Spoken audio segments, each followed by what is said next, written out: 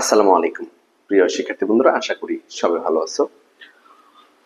জাতীয় বিশ্ববিদ্যালয় অনার্স চতুর্থ বর্ষ অর্থনীতি বিভাগ চূড়ান্ত সাজেশন মুদ্রা ব্যাংকিং এবং অর্থায়ন পরীক্ষা 2023, পরীক্ষা তারিখ 8 জুলাই 2025। চতুর্থ বর্ষের শিক্ষার্থী বন্ধুরা অলরেডি তোমরা রুটিন পেয়ে গেছো। 8 জুলাই তোমাদের মুদ্রা ব্যাংকিং এবং অর্থায়ন পরীক্ষা। আমি হাজির হয়েছি মুদ্রা ব্যাংকিং এবং অর্থায়ন সাবজেক্টের খুবই গুরুত্বপূর্ণ একটি সাজেশন, শতভাগ কমন উপযোগী সাজেশন, ইনশাআল্লাহ 100% কমন করবে এরকম একটা সাজেশন নিয়ে তোমাদের সামনে হাজির হয়েছি। আমরা মনোযোগ সহকারে প্রথম থেকে শেষ পর্যন্ত ভিডিওটি দেখবো ইনশাআল্লাহ, এবং সাজেশনের প্রতিটি প্রশ্ন খুব ভালো করে পড়ে যাওয়ার চেষ্টা করব। যেহেতু অনার্স ফোর্থ ইয়ারের ফাইনাল পরীক্ষা, বুঝতে পারতেছো অনার্স লাস্ট ইয়ার, সো অবশ্যই গুরুত্ব বেশি দিতে হবে। ওকে, কথা না বলি আমরা মূল কথা চলে যাই সাজেশনে। প্রথম অধ্যায় মুদ্রা বা অর্থ হচ্ছে প্রথম অধ্যায়। প্রথম অধ্যায় থেকে বর্ণনামূলক কিছু প্রশ্ন আসে। তোমরা জানো যে মুদ্রা ব্যাংকিং অর্থায়ন বর্ণনামূলক, একই সাথে তোমার গাণিতিক পার্ট রয়েছে। হ্যাঁ, দুই থেকে প্রশ্ন হয়ে থাকে। তো মুদ্রা বা অর্থ প্রথম থেকে প্রশ্ন রাখছি আমি টোটাল 8টা। ইনশাআল্লাহ এই 8টার বাইরে প্রশ্ন তোমাকে পড়তে হবে না। সমালোচনা সহ মিল্টন ফ্রিডম্যানের আধুনিক মুদ্রা তত্ত্বের ব্যাখ্যা করো, ভেরি ভেরি ইম্পর্টেন্ট, খুব ইম্পর্টেন্ট প্রশ্ন। অর্থের চাহিদা বলতে কি বুঝো? অর্থের চাহিদার প্রকারভেদ আলোচনা করো, বিভিন্ন প্রকার মুদ্রার বর্ণনা দাও, তারল্য ফাঁদ ধারণটা ব্যাখ্যা করো। হ্যাঁ, ইম্পর্টেন্ট, তারল্য ফাঁদ অংশটা খুব ইম্পর্টেন্ট। সংকীর্ণ মুদ্রা ও বিস্তৃত মুদ্রা কাকে বলে, এদের মধ্যে পার্থক্য লেখো, গুরুত্বপূর্ণ প্রশ্ন। সরল সুদের হার ও চক্রবৃদ্ধি সুদের হারের মধ্যে পার্থক্য লিখো। কেইন্সের ও ফিশারের অর্থের পরিমাণ তত্ত্বের তুলনামূলক আলোচনা করো। ফিশারের অর্থের পরিমাণ তত্ত্বটি আলোচনা করো। এখানে দুইটা তত্ত্ব রাখা হয়েছে, একটা হচ্ছে মিল্টন ফ্রিডম্যানের আধুনিক মুদ্রা তত্ত্ব, আরেকটা হচ্ছে ফিশারের অর্থের পরিমাণ তত্ত্ব। এই দুইটা তত্ত্ব থেকে তুমি ইনশাআল্লাহ প্রশ্ন পাবা, নিশ্চিত থাকো। অর্থের চাহিদা নির্ধারক কি কি, এই একটা প্রশ্ন অবশ্যই অবশ্যই মনোযোগ সহকারে পড়বো। বেশি এক নম্বর প্রশ্নটা বেশি ইম্পর্টেন্ট। হ্যাঁ, তারপর তারল্য ফাঁদের অংশটা আছে, ঠিক আছে। সরল সুদের হার, চক্রবৃদ্ধি সুদের পার্থক্য, তারপর হচ্ছে ফিশারের ভাষ্য, হ্যাঁ, সংকীর্ণ মধ্যে বিস্তৃত মধ্যে কাকের মধ্যে পার্থক্য, খুব ইম্পর্টেন্ট। আমরা একদম গুরুত্ব সহকারে 8টা প্রশ্ন পড়ে যাবো ইনশাআল্লাহ। আরেকটা কথা বলে রাখতেছি, তুমি দেখো আমি এখানে একটু লিখে রাখছি, সাজেশন ভিত্তিক অনলাইন কোর্সে ভর্তি চলছে। আমি প্রত্যেকটা ইয়ারই পরীক্ষার আগে, অর্থাৎ রুটিন দিলে ওই সময়টাতে আমি সাজেশন ভিত্তিক অনলাইন কোর্স করে থাকি।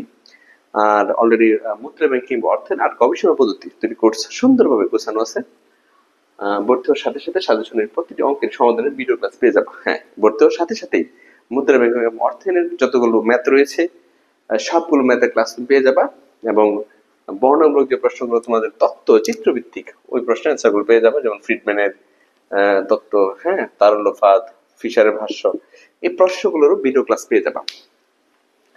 ফোর্থ ইয়ার অনেকেই হয়তো বিভিন্ন কারণে, ব্যস্ততার কারণে পড়াশোনা যদি ওরকম ভাবে করে না থাকো, অথবা এখনো ধরো নাই মুদ্রা ব্যাংকিং অর্থাৎ এখন পর্যন্ত ধরো নাই, নো টেনশন, ইনশাল্লাহ সুন্দর একটা কোর্স নিয়ে তোমাদের সামনে হাজির হয়েছি। একদম মুদ্রা ব্যাংকিং অর্থায়ন গবেষণা পদ্ধতির কোর্সটা তুমি ভর্তি হওয়ার সাথে সাথে সব ক্লাস পেয়ে যাবে। যদি চাও 2 সপ্তাহে ভালো করে সম্ভব। মুদ্রা ব্যাংকিং অর্থায়ন অ্যাপ্লাস পাওয়ার জন্য 2 সপ্তাহ যথেষ্ট, তুমি যদি মনোযোগ সহকারে পড়ো। আর ঠিক একইভাবে গবেষণা পদ্ধতিরও ক্লাস রেডি আছে, কোর্স খুবই কম। মুদ্রা ব্যাংকিং অর্থায়নের মাত্র 1000 টাকা কোর্স, ভর্তি হওয়ার সাথে সাথে সব ক্লাস পেয়ে যাবো তুমি, ভিডিও ক্লাস। আর গবেষণা পদ্ধতি মাত্র 500 টাকা। আর এইচআর ইকোনমিক্স থেকে বরাবরই 150 ফলাফল করে থাকে। একদম সর্বশেষ তোমাদের আগের, অর্থাৎ 2022 সালে অনার্স ফোর্থ ইয়ারে এইচআর ইকোনমিক্স থেকে সর্বোচ্চ জিপিএ আসছে 3.70 ঠিক আছে। আর এসআরও 65, 3 পয়েন্টের উপরে 100%, 100% স্টুডেন্ট ফার্স্ট ক্লাস। তো তোমরা নির্দ্বিধায় ভর্তি হয়ে যেতে পারো। ওকে, আচ্ছা, এরপর দ্বিতীয় অধ্যায় হচ্ছে কর্পোরেট অর্থায়ন। মূলধন কাঠামো কি, মূলধন কাঠামো নির্ধারণের প্রভাব বিস্তারের উপাদান সমূহ আলোচনা করো। কাম্য মূলধন কাঠামো কি, কর্পোরেট অর্থায়ন কি, অভ্যন্তরীণ বাহ্যিক অর্থায়ন উৎস সমূহ আলোচনা করো। মাত্র 3টি প্রশ্ন রাখছি দ্বিতীয় অধ্যায় থেকে। আমরা অবশ্যই গুরুত্ব সহকারে 3টি প্রশ্নে পড়ে যাব। ওকে, এরপরে যাচ্ছি আমি তৃতীয় অধ্যায় থেকে আমি বর্ণনামূলক 6টি প্রশ্ন রাখছি, আর চতুর্থ থেকে রাখছি 5টি প্রশ্ন। তবে তৃতীয় অধ্যায় বিবরণ সমূহের বিশ্লেষণে ম্যাথ রয়েছে, চতুর্থ অধ্যায়ে মূলধন বাজেটিং এর ম্যাথ রয়েছে। 2 অধ্যায় থেকে ম্যাথের প্রশ্ন পরীক্ষা আসে। বর্ণনামূলক প্রশ্নগুলো আগে বলে পরে আমি ম্যাথের প্রশ্ন বলতে যাচ্ছি।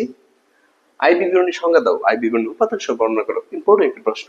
এক ধাপ ও বহু ধাপ আই বিবরণীতে পার্থক্য লেখো, এক ধাপ ও বহু ধাপ আই বিবরণী প্রস্তুত প্রণালী আলোচনা করো। এই দুইটা থেকে ইনশাল্লাহ একটা প্রশ্ন পাবা। তহবিল প্রবাহ বিবরণী ও নগদ প্রবাহ বিবরণীতে পার্থক্য লেখো, ইম্পর্টেন্ট প্রশ্ন। নগদ প্রবাহ বিবরণীর উদ্দেশ্য সমূহ কি, উদ্দীপত্র কি, আর উপাদান সমূহ বর্ণনা করো। ইম্পর্টেন্ট, হ্যাঁ, 6টা প্রশ্ন আমরা কষ্ট করে পড়ে নিব। আর এই অধ্যায়ের যে ম্যাথ গুলো আছে, ম্যাথ হচ্ছে আমি চতুর্থ অধ্যায় আলোচনা করে তৃতীয় অধ্যায় আর চতুর্থ অধ্যায়ের ম্যাথ গুলো আমি একবারে দিয়ে দিচ্ছি। হোয়াইট বোর্ডে তো ম্যাথ গুলো লিখতে অনেক ঝামেলা হবে, তোমাদের বুঝতে অসুবিধা হবে, এই কারণে আমি আমার সাজেশন শিট থেকে আমি প্রশ্নগুলো অঙ্কের যে অঙ্কগুলো আছে সেগুলো আমি মার্ক করে দিচ্ছি এখন। আচ্ছা, চতুর্থ যাচ্ছি মূলধন বাজেটিং। এই অধ্যায় থেকে ম্যাথ প্রত্যেক বছর আসে, প্রতি বছর আসে মূলধন বাজেটিং অধ্যায় থেকে। যে মূলধন বাজেটিং প্রক্রিয়ার গুরুত্বপূর্ণ ধাপ কি, এনপিভি পিবিবি কি, প্রকল্প মূল্যায়ন ক্ষেত্রে এনপিভি এবং আয়ের মধ্যে সর্বোৎকৃষ্ট পদ্ধতি কোনটি। ইম্পর্টেন্ট প্রশ্ন। মূলধন বাজেটিং ও মূলধন রেশনিং এর মধ্যে পার্থক্য লিখো।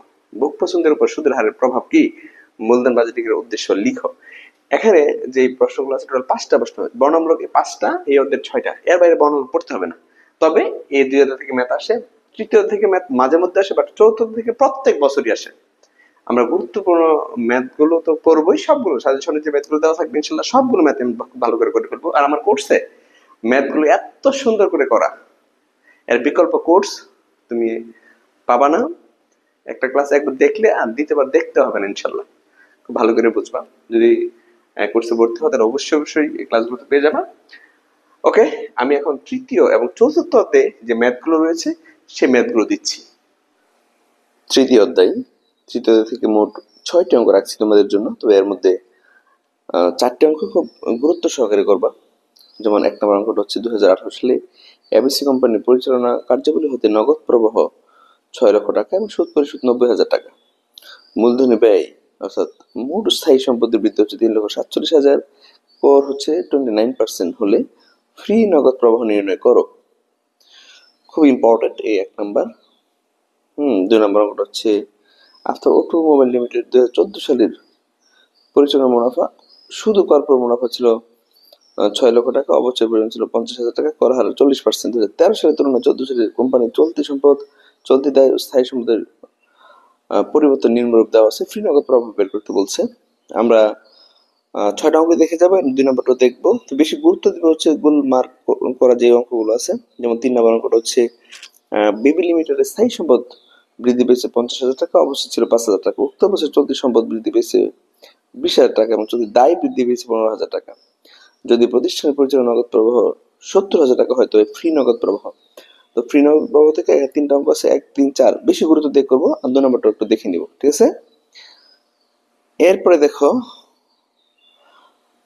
4 নম্বর হচ্ছে নিশাত লিমিটেড এর 31 ডিসেম্বর 2013-14 সালে তুলনামূলক আর্থিক অবস্থা বিবরণী অন্যান্য তথ্য দেওয়া আছে।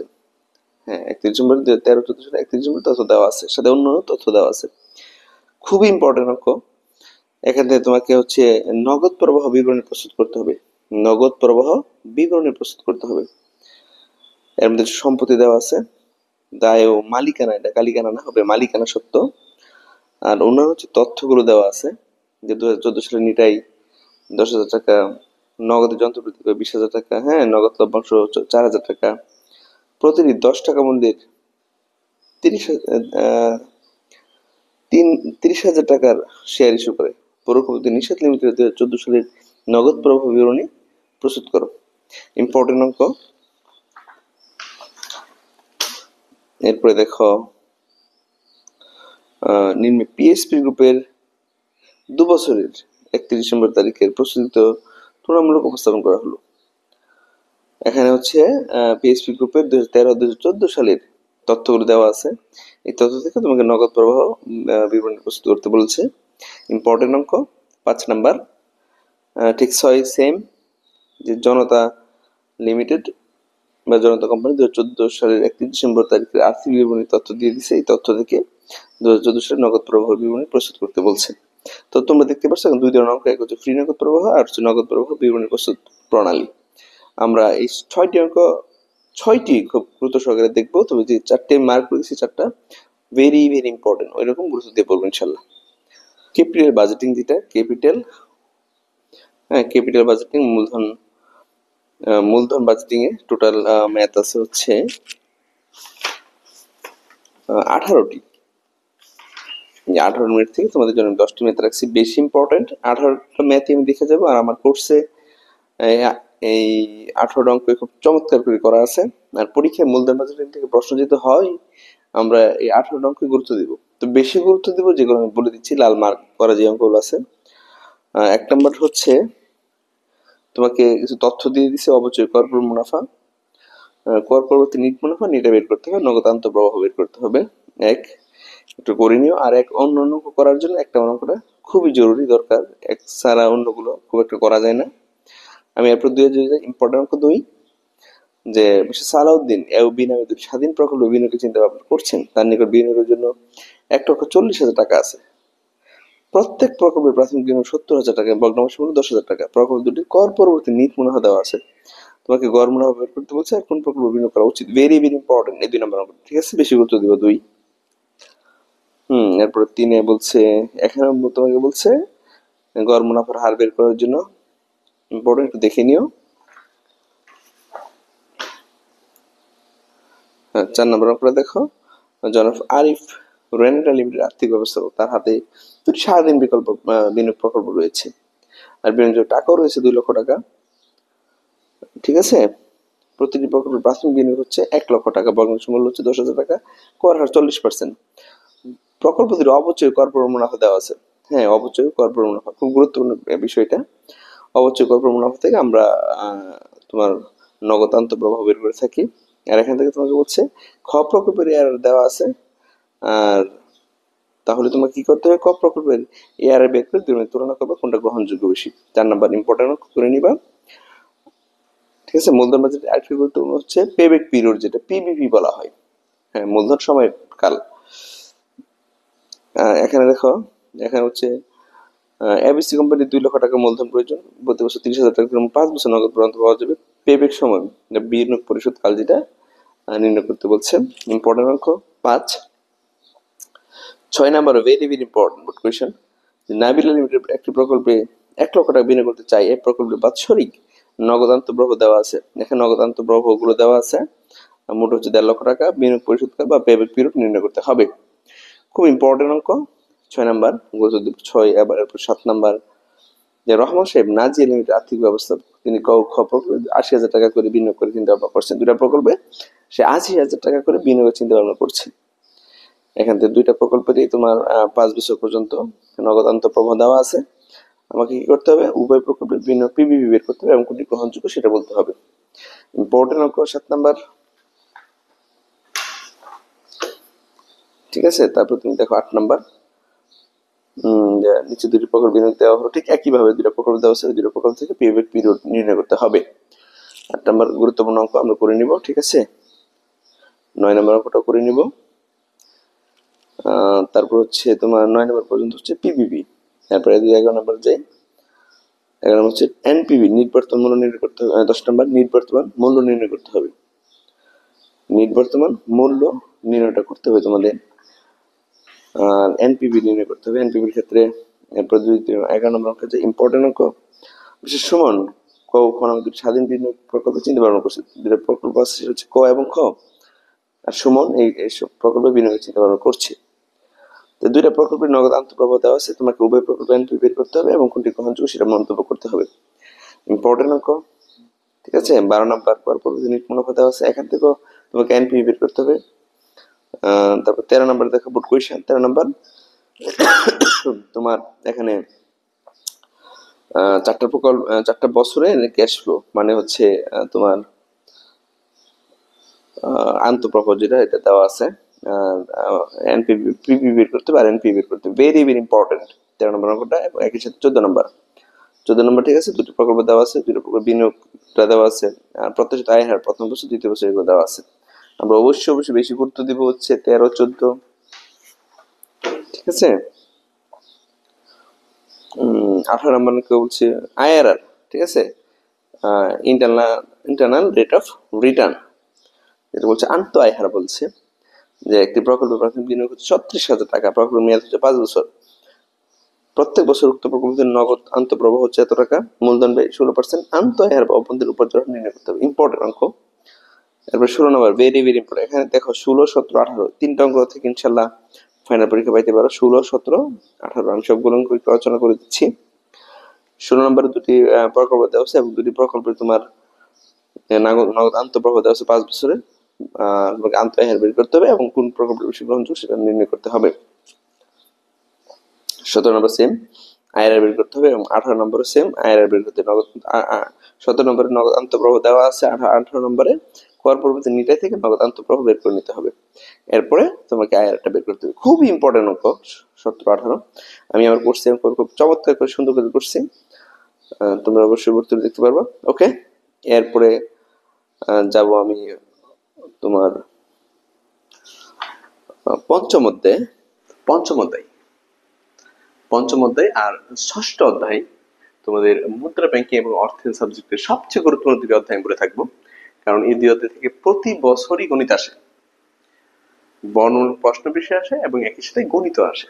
তো আমরা দুই অধ্যায় অবশ্যই গুরুত্ব দিয়ে পড়বো।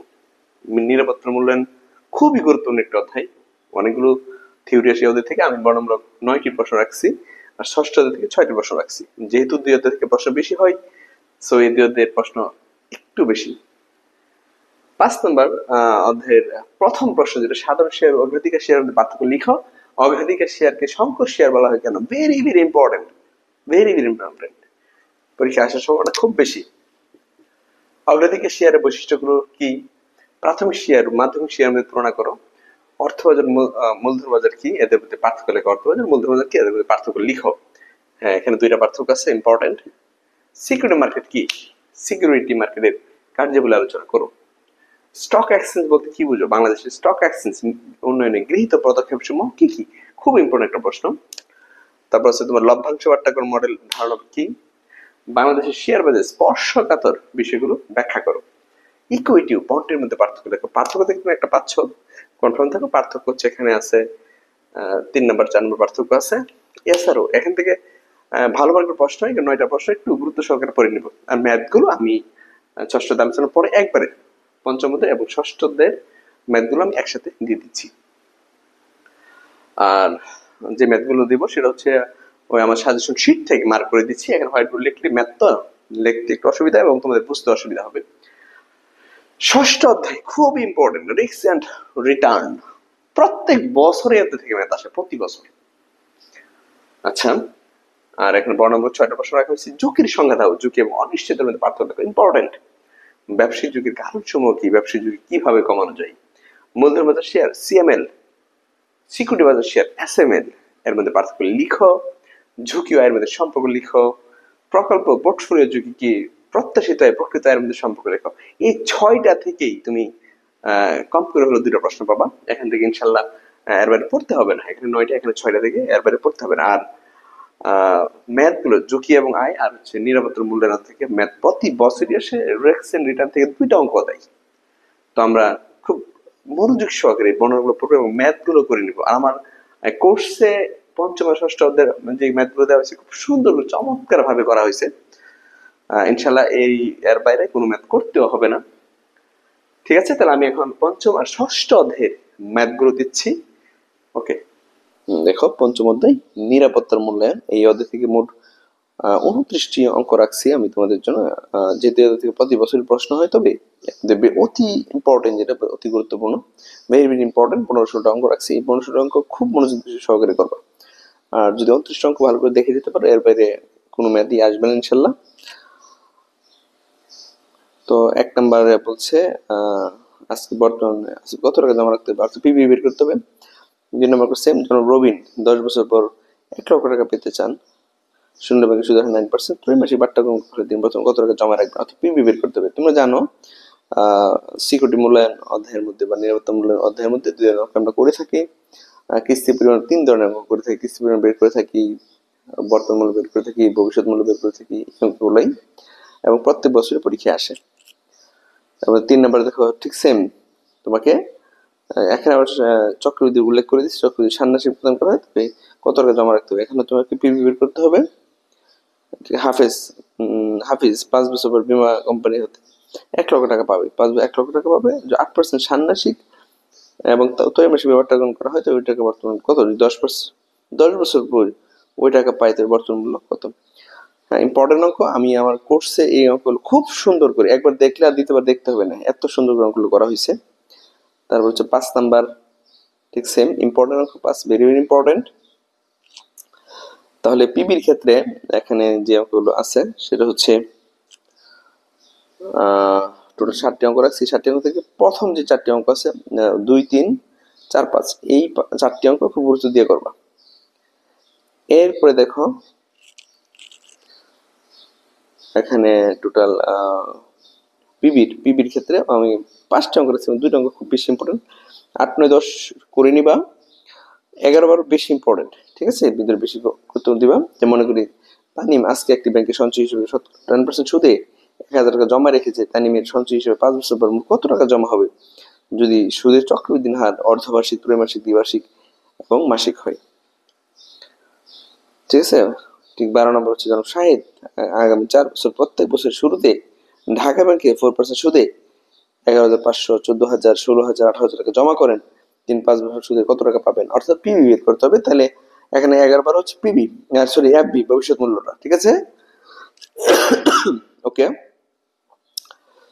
এরপর হচ্ছে কিস্তির যে বিষয়টা আছে, কিস্তি পরিমাণ, এর মধ্যে হচ্ছে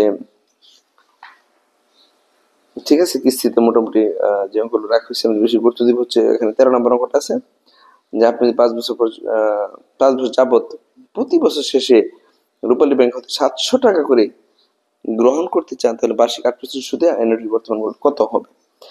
এখানে হচ্ছে 13, 14, 15 এগুলো হচ্ছে কিস্তি বা অ্যানুইটি, এগুলো রাখা হয়েছে, গুরুত্ব দিবে। এরপর হচ্ছে এদিক থেকে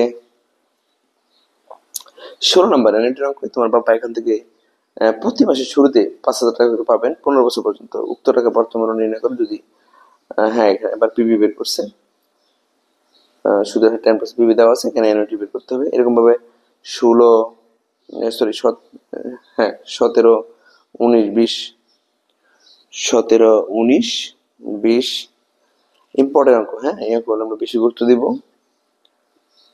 তারপরে হচ্ছে তোমার এখান থেকে 24, 25, ঠিক আছে, ভেরি ভেরি ইম্পর্টেন্ট 24, 25। এরপর হচ্ছে কুপন বন্ডের যে অঙ্কগুলো আছে, জিরো কুপন বন্ডের, যেমন 26, 27, 28, 29, এখান থেকে একটা অঙ্ক পাইতে পারো। 26, 27, 28, 29 এখান থেকে একটা অঙ্ক পেতে পারো। তো এই মার্ক করে 16টি অঙ্ক বেশি বেশি গুরুত্ব দিবা। হ্যাঁ, টোটাল 29টা অঙ্ক যদি পারো, 29টা দেখে 26, 29টি, সরি 29টা অঙ্ক যদি পারো দেখে যাবে, আর বেশি গুরুত্ব দিবা এই 16টি অঙ্ক যেটা গোল মার্ক করা আছে। ওকে, এরপরে যাবো আমি একদম আরেকটি গুরুত্বপূর্ণ অধ্যায়, ষষ্ঠ অধ্যায়। ষষ্ঠ অধ্যায় থেকে প্রতি বছর ম্যাথ আসে, ষষ্ঠ অধ্যায় থেকে কোনো বছরই বাদ থাকে না। আর এই ষষ্ঠ অধ্যায় থেকে আমি টোটাল ম্যাথ রাখছি 26টি। এই 26টি ম্যাথ থেকে তোমাকে 10-12টা অঙ্ক খুব বেশি গুরুত্ব দিয়ে করতে হবে। টোটাল 26টা যদি পারো দেখে যাবা। আর যে 10-12টা দিব, এই 10-12টা খুবই গুরুত্বপূর্ণ, ঠিক আছে। যেমন 1 নম্বরে 2010 থেকে 13 সাল পর্যন্ত আয়ের হার দেওয়া আছে, গড়ের পরিমাণ বের করতে হবে, আদর্শ বিচ্যুতি বের করতে হবে, বিবেচনা বের করতে হবে, খুব ইম্পর্টেন্ট, ঠিক আছে। 2 নম্বর বোর্ড কোয়েশ্চেন, হ্যাঁ 3 নম্বর বোর্ড কোয়েশ্চেন, এগুলো তো বিগত সালে আসছিল।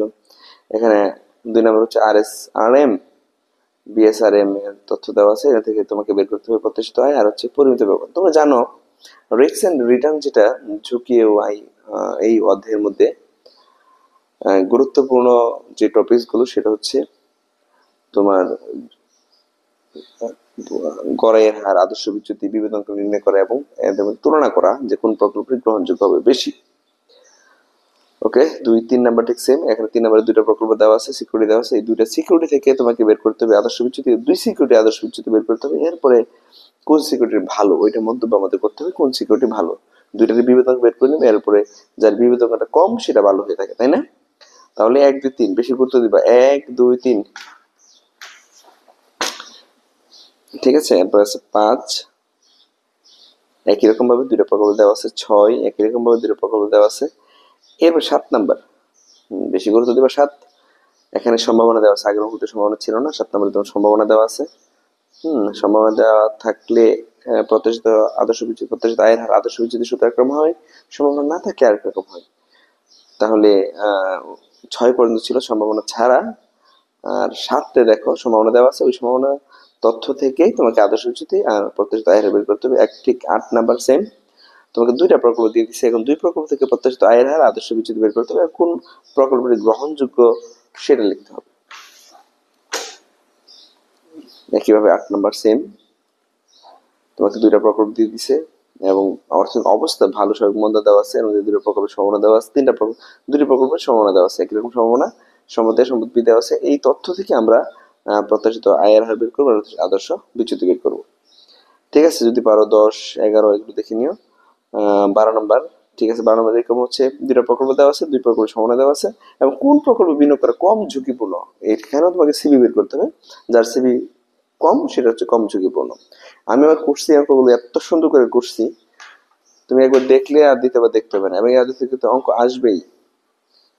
ঠিক আছে, 13 নাম্বার, এখানেও প্রত্যাশিত আয়ের হার ভার দেওয়া আছে, পরিমিত ব্যবধান আছে, তোমাকে বের করতে হবে পোর্টফোলিও রিটার্ন আর হচ্ছে পরিমিত ব্যবধানের return. Portfolio return important, portfolio math পরীক্ষা আসে।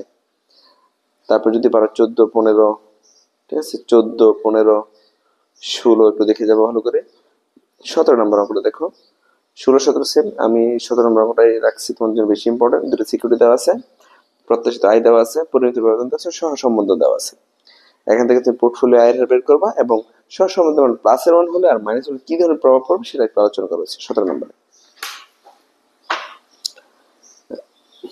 এরপরে দেখো 18 নম্বর। হ্যাঁ, এই ধরনের পরীক্ষা কিন্তু আসে। ঠিক আছে, একটা শেয়ার বর্তমানে 50 টাকা বিক্রি হচ্ছে, অনুমান করা যাচ্ছে শেয়ার হতে 2 বছর লাভ্যাংশ পাওয়া যাবে, 2 টাকা লাভ্যাংশ পাওয়া যাবে, এবং শেয়ার দাম দাঁড়াবে 54 টাকা। বিনিয়োগের উপর প্রত্যাশিত প্রতিদিনের হার বের করো। ইম্পর্টেন্ট 18 নম্বর অঙ্ক। ঠিক আছে, একই ধরনের অঙ্ক 20 নাম্বার, 18, 20 খুব ভালো করে দেখে যাবা। 22, এখানে একটা বছর ছিল, এখানে একাধিক বছরের প্রত্যাশিত আয় বের করতে বলছে। 22 ইম্পর্টেন্ট অঙ্ক, হ্যাঁ, ভেরি ভেরি ইম্পর্টেন্ট। এরপরে হচ্ছে তোমাকে যেটা বের করতে হবে উপার্জন হার। এখানে হচ্ছে যদি এখানে বিটা সহগ সম্ভবত বিটা দেওয়া আছে, দেখি প্রশ্নটা পড়ি। 23 ইম্পর্টেন্ট। আচ্ছা, আমি 24টা বেশি ইম্পর্টেন্ট গোল মার্ক করা যেতে লাল।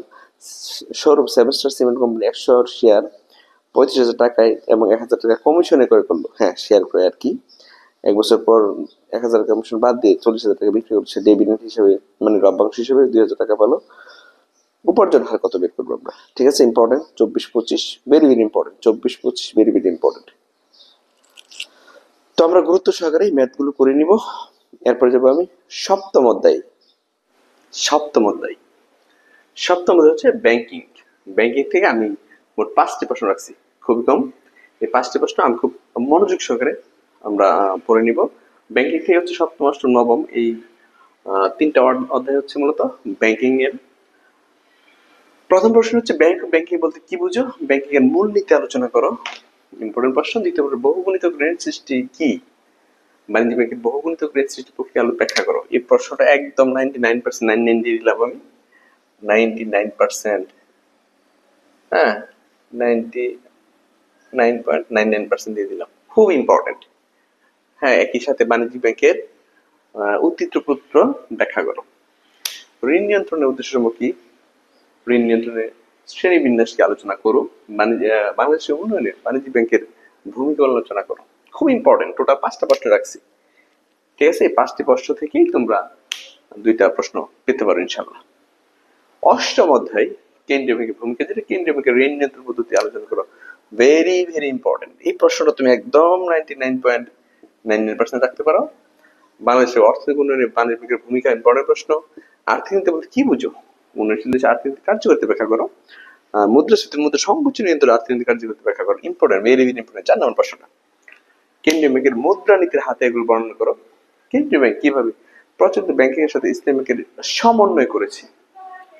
কেন্দ্রীয় ব্যাংক কিভাবে মুদ্রা ইস্যু সার্কুলেশন পরিচালনা করে?